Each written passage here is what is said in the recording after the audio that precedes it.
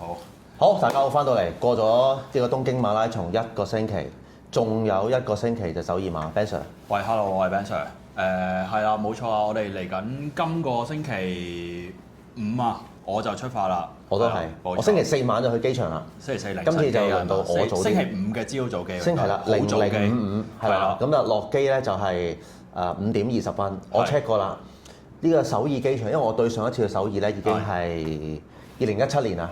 當時我係 single。OK， 咁耐之前已經係。即係嗰個 single 唔係即係沒有另一半啊，係我準備同呢個阿 Miss Dorothy 結婚。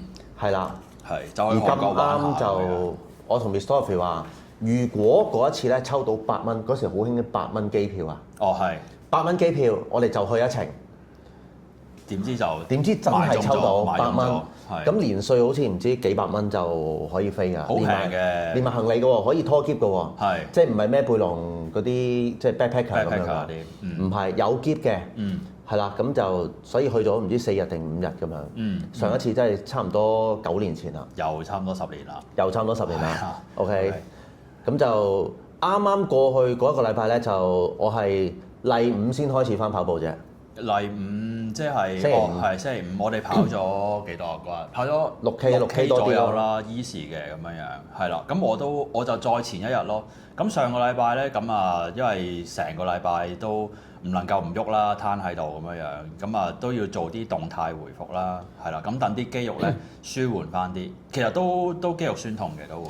痛嘅，即係一路都有啲攰啊，成啊！星期四晚咧我就去咗落咗去 gym，即係喐下啦咁樣。因為始終我交咗月費啊，3年未去過，都要探下佢。係啦，咁係咁意都去下，好似即係感覺抵啲啊嘛。係。咁我就落咗去，即係喐咗一陣。係啦。咁但係都冇跑步，可能即係做一啲基本，可能少少負重啊。主力都係睇上身啦。始終即係下肢咧都仲係回復中。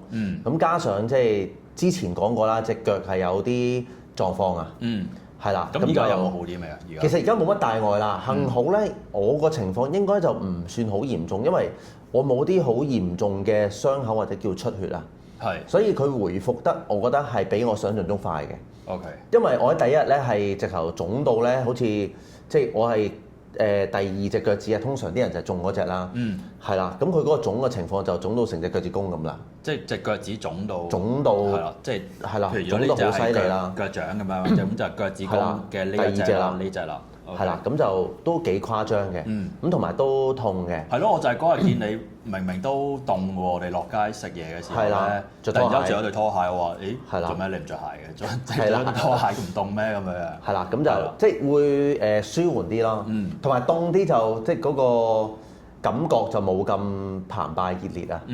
咁而家回想翻咧，我諗嗰一晚咧，即係可能即係個人咧 recover 緊咧，可能有少少體温係比較高，即係微燒咁上下啦。係啊，即係免疫力應該係低啦，咁應該打緊仗啦，應該就係啦，應該就係咁。但係你話即係一般走動啊、食嘢啊各樣，完全就感覺上就冇乜影響嘅。OK。係啦，咁但係過咗幾日，而家就完全都冇乜問題啦。禮拜5跑咗一課，咁禮拜6都慢跑咗一陣。咁琴日就因為嗰日拍片嘅時候，我哋未講上星期係買咗對新鞋。哦，係啦，因為我覺得我對 Meta Speed 咧可能係夠鐘啊。係，所以咧就即係對比賽鞋夠鐘啦，夠里數啦已經。係啦，因為都跑咗5場半馬。2場全馬。係咯，哇！咁好多㗎咯。咁再加埋一啲訓練嘅里數啦，咁即係我覺得就如果以賽鞋嚟講就差唔多啦。佢仲可以繼續練習，但係你話比賽，我覺得係需要換嘅。咁我買咗對新嘅 Alpha Fly 第3代 Nike，即係而家 Nike 叫做喺市民競賽啦嚇，即係可能有啲即係世界級選手有其他鞋啦。咁我哋一般嚟講 Alpha Fly 第3代應該係最高階最新㗎啦。咁就我買嘅時候咧，着緊而家呢個 size 咧係有啲脹嘅，即係有少少逼嘅。咁但係我琴日試鞋嘅時候咧，就啱啱 fit 啦，即係有少少空位啦。因為你喺個腳前面啊嘛嗰陣時。係啦，係咯。咁就而家叫做都幾唔錯，咁啊試起上嚟咧，未能夠好快咁試下跑唔跑到，可能聽日或者後日啦，我再試一課，睇下可唔可以快速地。咁但係嗰個推進力啊，或者嗰個彈性啊，如何咧？嗱，如果我自己跑咧，我自己感覺咧，推進力咧的而且確係冇 Meta Speed 咁高嘅。係啦，可能佢個 Air 個 Zoom 咧，嗰個緩震俾你個感覺係強烈啲啊。個穩定性或者舒適度啦，叫做係啦，個觸地感冇咁高。咁但係個感覺上邊都感覺上舒服嘅，都舒服嘅。係啦。OK。咁但係即係需要我諗都要有20-30K 嘅里數開鞋都未定啦。咁所以你今次就應該會用呢對啦。我諗好大機會會用呢對。咁因為我喺首爾馬當日咧，即係禮拜五啦，去 Expo 啦。咁當日咧，咁我就因為我報名加呢個金 package。係啦，我係金 package，因為我報名嘅時候咧，即係普通嘅嗰個 package 已經冇晒啦。咁啊，反正即係我當時係諗住我對 Meta Speed 咧可以捱埋首爾馬嘅。係啦，咁啊，咁我完咗首爾馬，咁我之後仲有一啲賽事，咁佢有對 Pro 4，即係 Eddie 嘅 Pro 4啦，大家有跑我知啊。有對 Pro 4就啱我可以即係再之後啦。係啦，咁呢個金 package 其實係咩嚟嘅咧？呢個金 package 咧就係佢會包括咗個報名費啦，包括咗有一對 Adidas 嘅 Pro 4啦，即係都係競賽級別嘅鞋啦。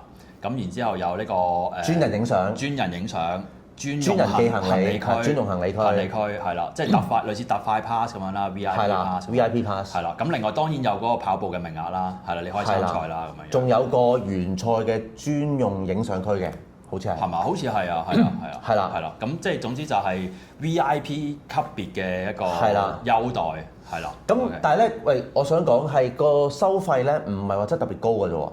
其實係相等於啦，你用正價買一對 Pro 4，加埋報名費嘅錢嘅啫。佢冇特別即係收多到你好多錢嘅，係嘛？係啦，咁所以我當時就係個諗法就係，即係如果你話報名費你當100蚊美金左右啦，即係大概700幾800蚊港紙，咁然之後你加埋對 Pro 4就係千幾蚊啦。咁你加埋，咁當然個冧心可能即係你會覺得哇2000幾蚊跑場賽事，咁但係你諗翻就係有對 Pro 4，咁你買對鞋，咁你其實個錢就都係咁上下價值嘅。冇記錯，而家好似都要成1600蚊1699嘛，香港價錢啊，今日係幾多啊？3月9號。係啦，唔知會唔會有新色新款咧？再會即加價定係點樣？咁但係公價咯，公價1699咯。我見有啲舊嘅色咧，而家做緊8折啦。有興趣嘅可以考慮一下。咁但係你呢對就係叫做係首爾馬嘅限定色添啦嘛，叫做。係啦，首爾馬嘅限定色。係啦。咁啊靚唔靚就見仁見智啦。呢個係啦。即係香港嘅渣打馬拉松都有對限定色㗎嘛。冇錯。係啦，咁而家 Eddie 都出好多對限定色啊。係啦，咁啊。有對櫻花色啦。櫻花色啦，喺日本嘅時候睇見到啦，粉紅色嘅咁樣樣，都幾靚㗎都，係咯。係啦。琴日我見到有呢個靜岡馬拉松、名古屋女子馬拉松。係啊，名古屋女子馬拉松喎，好多女士就去跑。因為有 Tiffany 同埋有啲猛男去即係掛嗰個牌㗎嘛。冇咗啦 ，Tiffany 轉咗啦。今年好似又變翻咩？而家今年好似係水晶杯喎。Baccarat 水晶杯喎，係咪？我冇睇到。係啊，往時嘅名古屋馬拉松咧就名古屋女子馬拉松咧就係原賽嘅，就唔係一個獎牌嚟嘅，佢係有個 Tiffany 嘅紀念頸鏈咁樣樣。咁 Tiffany 就銀器啦，好出名啦咁樣樣。咁啲女士們都好多因為想要呢條頸鏈咧而去報名參加佢嘅初馬。係啦，派呢個紀念品嘅人員咧係即係全部都係男士啦。男士着西裝嘅，好靚嘅。係啦，就唔係官方風褸啊，就一條 track suit 咁樣去。咁你就可以揀你喜歡、覺得樣貌端好嘅男士，去俾呢個原賽禮物俾你。係啦。咁就可以拍下照啊，影下咁樣。冇錯，都冇問題。係啦，咁啊，所以尋日喺 social media 都好多消息啦，係啦，咁啊。我見到呢個薛斯啊，尹思慧啊，初馬254。哦 ，OK。係啦，都幾勁，唔係幾勁，好勁。好勁啦！係啦，我哋有排，都唔知 reach 會唔會 reach 到啊？望唔到，尾燈都望唔到。係啦，希望有一日可以即係比較近啲。係，努力中。冇錯。嘗試一下唔同嘅訓練方法。冇錯。咁我自己今個禮拜就即係跑咗3課啦。咁但係嗰個雖然肌肉冇再咁酸痛啦，咁但係咧其實自己嗰個你 feel 到個身體嘅狀況咧，其實都係一路咁樣 recover 緊，係啦。咁啊攰嘅程度咧都有嘅，係啦，即係好明顯，即係譬如出汗多咗啊，攰嘅程度快咗啊咁樣樣，咁啊嚟緊首爾都係以一個輕鬆嘅目標啦，完賽啦，係啦，咁啊唔會應該就未必擺太多 effort 落去啦，係啦，咁啊希望冇傷冇痛完賽咁樣樣。我就仲係觀望中，即係而家個狀態，我係的而且確一定係㗎啦。即係如果你話14日內跑2場半馬全馬嘅時候，咁跑完第一場，雖然啦我未即我去到嗰日講咗啦，35K 後其實我都已經收到好慢，冇話夾硬去，因為我都知道即係2個禮拜後我仲有一槍嘅時候，咁反正即係一睇錶已經知道唔係 PB 啦，咁其實即係爭幾多，即係 PB 後幾多其實都冇乜分別啦。咁所以我就冇特別話好比力啊加啊嗰啲，係啦，咁純粹就係臨到衝終點嘅時候快翻少少啦咁樣，係啦，因為個氣氛即係非常好嘅。冇錯。咁所以我如果首爾馬我暫時到呢個 moment 咧，我都希望可以即係前半咧會快少少。咁後半我諗就即係始終我半馬嘅表現相對都我自己幾滿意啦。呢個賽季。咁所以半馬嘅發揮，如果我跑到4分尾或者5分頭咧，應該係一個都幾輕鬆嘅狀態嚟嘅。所以我會用呢個做目標啦。半馬之後究竟係點咧？就幾個 factor 啦，睇下即係我身體回復情況啦，到時個天氣啦，因為即係 Ben Sir 舊年跑過話，舊年係凍到喊出嚟㗎嘛。凍㗎，超級凍。以舊年嘅經驗咧，舊年因為冇係天陰嘅。咁啊微雨個情況咧係點樣？即係毛雨咯，係啦，但係佢唔會淋到話濕晒咁樣樣嘅，係啦，咁所以個天氣上邊咧其實都係凍嘅，個位數咯咁樣樣，會比今次東馬會應該凍好多嘅。不過唔緊要，我試過舊年大阪馬咧0度加落雪，係啦，已經有咁應該有些少嘅經驗，係啦，咁同埋我今次上場嘅時候一定會帶翻我個腳套。係啦，咁就應該會好好多。因為今次我覺得最主要就係冇帶到腳套咧。即係如果 Ben Sir 記得，我有曾經講過咧，第一次應該係我第一次跑大阪馬咧，跑到半馬多少少咧，即係右腳咧有少少狀況。係啦，咁其實今次跑完咧，我都有少少嘅。咁但係就比較輕微啲，即係比上一次咧係輕微好多嘅。咁但係我諗最主要就係因為我冇帶到個腳套。咁啊，啲肌肉就冇咁個效能冇咁好。係啦，咁我今次加埋咁涼快咧，就應該冇問題。當保暖咯，一嚟當保暖保埋暖咯，二嚟就嗰啲肌肉嘅血液循環又會好啲啦，咁樣。係啦，咁應該可以。如果有機會挑戰到 PB，咁當然就最好啦。係。如果唔得嘅，咁我覺得 keep 翻同東馬差唔多咧，我覺得就都係一個理想時間，因為。即係我 PB 話晒都成7年前啊嘛，係啦，2019年係啦，咁隨住年月嘅增長咧，咁好貼近 PB 其實都已經好犀利㗎啦。啱啊，冇錯。我自己唔退步就已經係有進步啦。係啦，咁我哋好難好似我哋有個師兄咁樣，即係年年都 PB 緊，但係佢係即係比我哋啦，我哋唔透露年齡啦，佢總之佢高我哋20屆啦，係啦。咁總之個年齡差距就係呢度，但係佢就年年都 PB 緊。冇錯。但係講緊繼續去挑戰緊自己嘅最佳時間啦。係啦，即係但係講緊佢唔係，即係佢個 PB 有啲人係可能第一槍就6小時，跟住5個半鐘、5個鐘、4小時45咁樣。冇錯。佢唔係喎，佢係3小時樓下嘅 PB 嚟嘅。一路再推進。係啦，即係講緊係2小時50幾啊，甚至乎更低啊。係啦，咁總之即係我嘅諗法咧就係。可能去到佢嗰個年紀咧，我都仲跑到全馬咧，咁啊贏！我當贏㗎啦，當贏啦，真係。係啦，係啊。咁當然啦，即係有個希望就係仲可以10科啦。係啱。係啦，啱。仲可以10科係咪可以去波士頓啊？波士頓嘅達標時間唔記得咗。好老，我記得即係個年紀比較大啲咧，即係嗰個波士頓嘅達標時間。係咪我20年後就唔知？係啦，咁啊佢就年紀越大咧，當然你嗰個達標嘅時間啦，係啦，達標時間咧就會慢慢地降低啦，降低啲。係啦，咁希望我唔知用時間嚟推進嘅話，係咪可以達到到 BQ 啦？呢個真係真正嘅鬥長命。冇錯啦，啱啦，係啦。咁啊，咦？呢一個師兄都一齊會去首爾喎，一齊去首爾。去首爾跑喎，跑呢個全馬。咁我諗佢等我哋唔到㗎啦，天氣咁凍。係啦，咁可能喺酒店度等啦。即係我都唔希望佢有任何嘅意外㗎嘛。即係佢等到我哋係絕對唔係一件好事嚟嘅。係 OK，或者我哋見到佢都唔係一件好事啦。對於佢嚟講，即係我哋冇可能突然間跑4分15 pace 係嘛？啱啦，1K 都有啲乜？係未到呢個 level。係啦，即係我哋跑到42K 4分15咧，先有機會俾佢等到嘅。啱。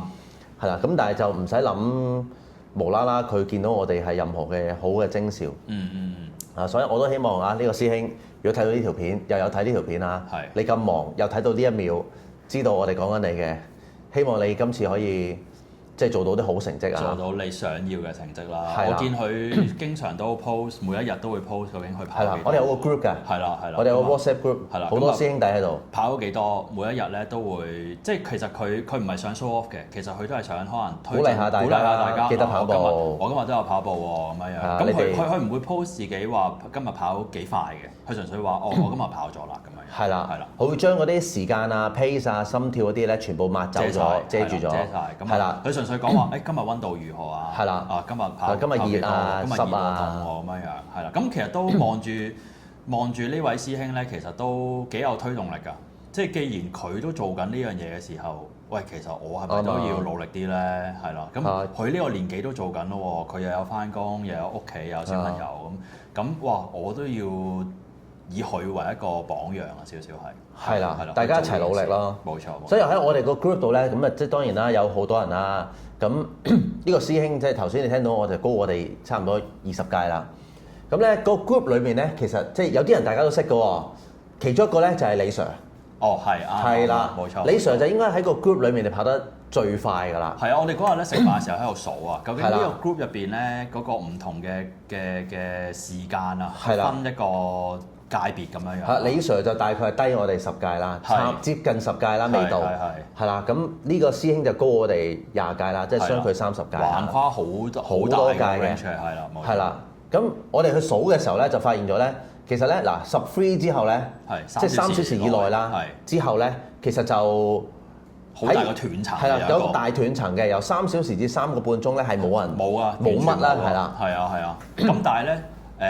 我就喺度數咧，郭 Sir 其實應該差唔多半隻腳入到去3小時至3小時30分呢一個 range 入邊啦，係啦，希望望到啦，望到㗎啦，係望到一集咯，係啦，係啦，就係睇下邊一次啦。嗱，我今年咧最少仲有2次機會，就係嚟緊星期日首爾馬，咁同埋7月初嘅黃金海岸馬拉松，係。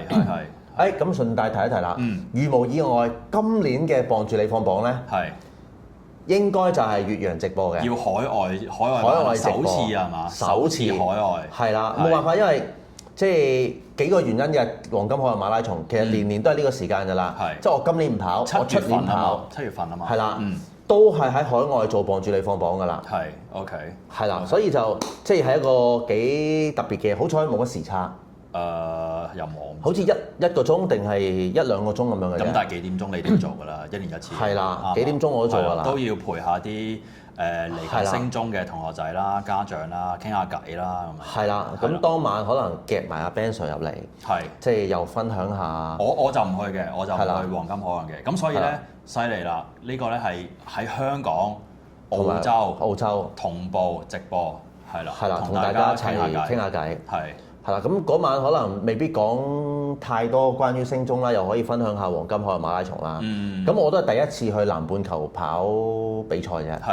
係啦，澳洲我就應該係冬天啦，嗰邊就係比較清涼啲嘅，聽講。咁同埋話嗰條路咧都幾平坦嘅。咁係有利做呢個即係個人最佳時間。咁黃金海岸你係跑半馬、全馬？全馬都係全馬。全馬係啦。OK。咦？因為諗住睇下有冇機會突破個人啊嘛。OK。咁所以就今年係最多全馬㗎啦，即係唔計年底會唔會即係突然間唔知點解又走去報咗1-2槍嘅時候，咁一年就可能有4-5槍㗎啦。係。OK。咁但係我諗係3月，即係嗱而家3月啦，跟住有4、5、6。係啦，3個月訓練，3個月嘅訓練啦咁樣。咁我諗最辛苦就應該會係去到5月尾至6月中啦。初夏嘅時候啦。係啦，都唔係初夏啦，香港㗎啦，盛夏㗎啦，而家都。咁啊30幾度咁就要練長課啊，成啊。不過唔緊要，頭先一開始講咗，我有喺 gym 啊嘛。哦，跑步機咯，喺跑步機就悶啲咯。係啦，不過好過熱啦。冇錯。但係其實跑步機都係咁熱嘅啫。都因為你嗰啲熱氣咧，你個人會散熱㗎嘛。係。咁佢焗實咗咧，咁其實都係一樣咁熱嘅。咁但係起碼比起外頭即係外邊啦，外邊跑街嘅時候會涼快一啲咯。係啦，可能4-5點出發咯。但係都超熱㗎啦。要諗定條路點跑先。係。呢個就到時再諗啦。可能食老本咯。未必嘅，你仲有3個月啊嘛，3個月都有好完整啊，都12個禮拜嘅訓練週期咁樣。啱啊。係咯，咁啊跑完首爾冇講咁多，休息咗先，一定要休息。點都要唞翻1-2個禮拜㗎啦。係啦，即係啱啱好啦。嗱，3月15號就係首爾馬。冇錯。咁成個3月就唞，做一啲可能 recovery 啊、easy run 啊。係啦。咁但係長課啊、速度嗰啲就全部都冇㗎啦。停咗佢咯，係啊。等個身體都要復原啊。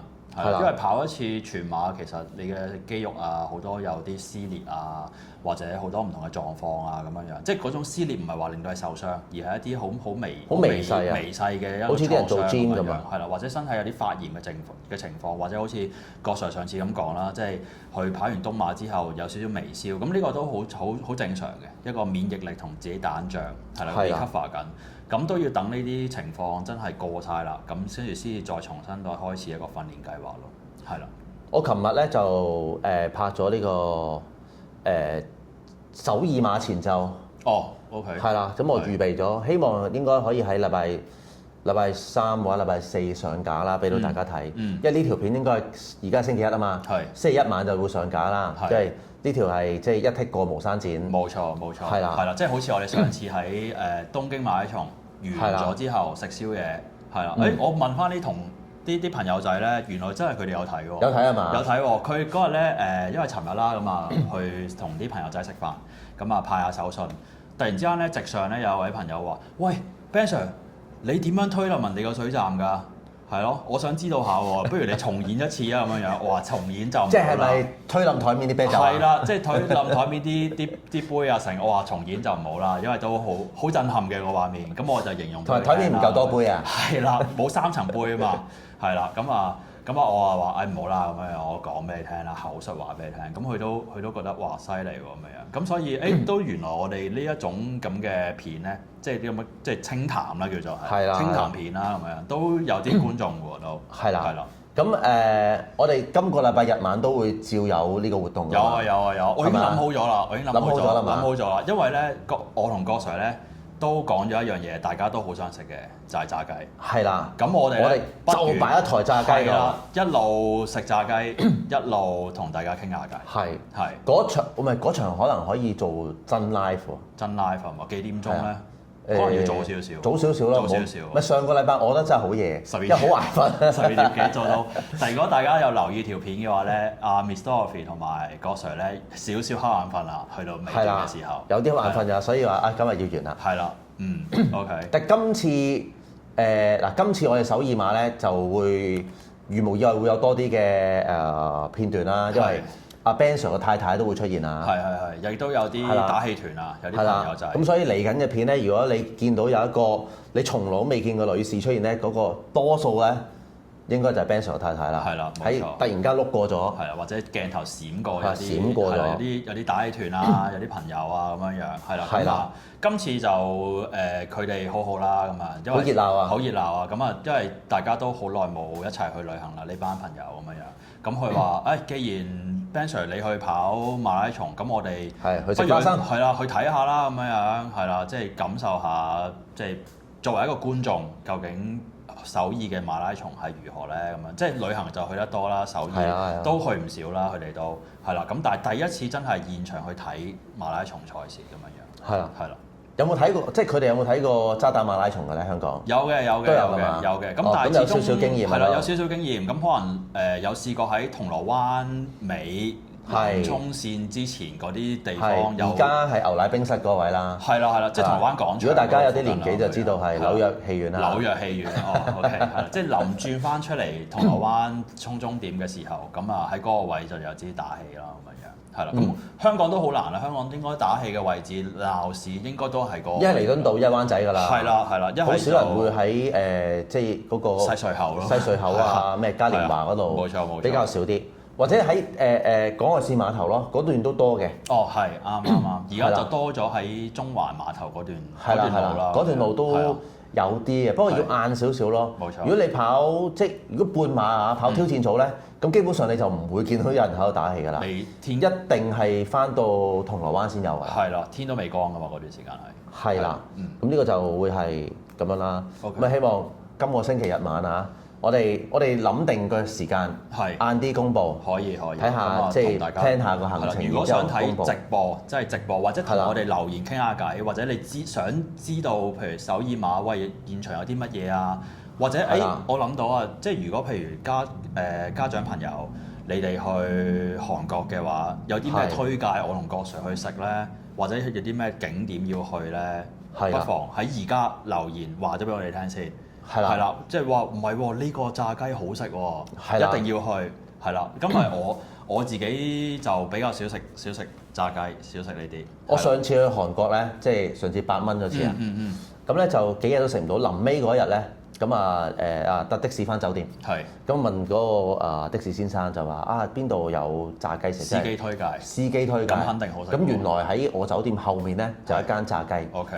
哇！我真係爭5分鐘咧，佢就閂門㗎啦。我去到即刻就嗌，咁佢問要乜嘢？要半隻一隻？唔好啦，一隻啦，臨尾一日啦嘛，係啦，即係幾大食晒啦，加可樂，係啦，白色可樂啊，咩色都好啦，係啦，咩色都好啦，咁咧咁啊 Miss Dorothy 咧就話食一隻唔係嘛？我話冇嚟啦，一隻咪一隻咯，哎呀咁啊即係最緊要係你夠食啊嘛，即係驚半隻唔夠啊，食到半唔到肺，係啦，我聽日就翻香港啦，係啊，到時仲慘，因為間鋪又收咗啦，係啦，又未開啦，咁我又要上機咯喎，啱，係啦，咁結果咧嗰次係食晒，成隻，係 Miss Dorothy 可能食咗一兩件啦，咁餘下嗰好大隻，食下好多 protein，好多 protein 啦，食咗大隻咗，係啊，可以去嗰啲健美先生嗰啲啦，係啦，咁好食嘅。好食嘅，係啦，因為始終佢即刻炸啦，咁嗰個汁係啦新鮮咯。